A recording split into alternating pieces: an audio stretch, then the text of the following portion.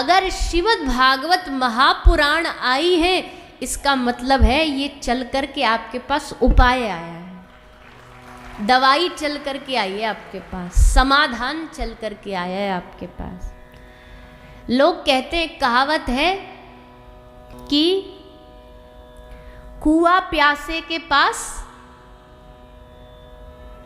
कुआं प्यासे के पास।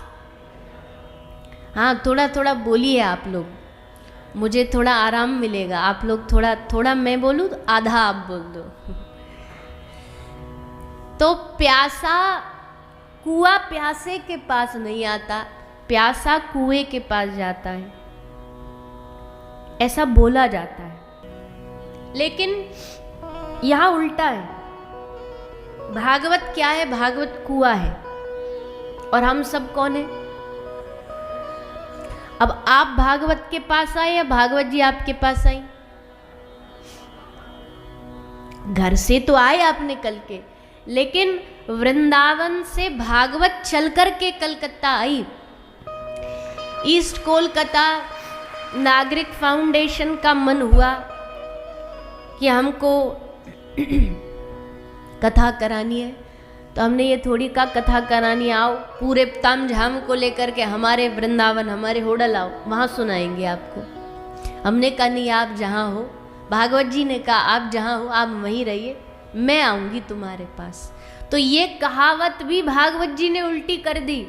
यहाँ तो हमेशा कुआं ही आता है प्यासे के पास, प्यासे को नहीं जाना पड़ता।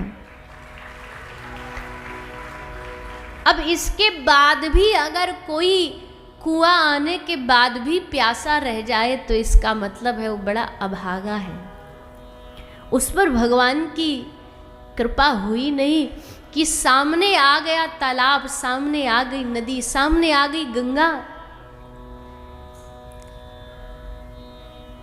जो लोग हरिद्वार में रहते ना, जो लोग बनारस में रहते, आप उनसे पूछो। हम मन में सोचते हैं कि भैया अरे एकदम हर की पैड़ी के पास में इसका घर है, वहाँ रहता है, भैया तुम्हारी बड़ी मौज है, रोज जाते होगे नहाने, रोज स्नान करते हो? बोले रोज, हमको तो 6-6 साल हो जाते हैं। और कई तो अभागे ऐसे होंगे जो गंगा जी जा कर के भी गंगा जी नहीं स्नान कर पाते। अरे ठंड पड़ रही है, ठंड पड़ रही है, हम नहीं स्नान करेंगे। और कई तो ऐसे भी होते, गंगा जी भी चले गए और गंगा जी के तट पे भी बैठ जाएंगे और गंगा जी में उतरेंगे नहीं। एक वीडियो वायरल हुई थी, अब अभी नहीं, शायद 1.5-2 साल हो गए। आजकल कलयुग में कुछ भी हो सकता है ना, कोई कुछ कह नहीं सकता। तो एक आदमी गंगा जी में उतरा हुआ और वीडियो में क्या था, बोले ठंडी बहुत पड़ रही है, जो अगर गंगा जी में नहीं उतर सके हमको 50 रुपया दे दो, आपके नाम की हम डुबकी लगा लेंगे।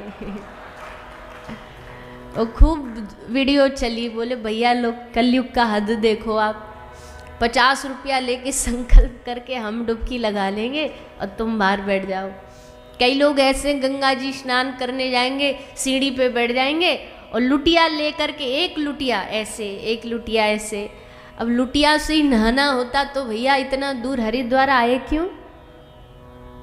आयो तो उतरो ना गंगा जी में। यहाँ भी आपके कोलकाता में गंगा बहती बहती आई है, यहाँ लुटिया ले लेके अगर वो ड्राई क्लीन करोगे ना तो आनंद नहीं आएगा। यहाँ उतरना पड़ेगा इस गंगा की धारा में, इस भागवत के रस में उतरना पड़ेगा। और उतरोगे, उतर के जब डुबकी लगा करके इसमें डूबोगे, तभी इस कथा का असल रस हमें प्राप्त होगा।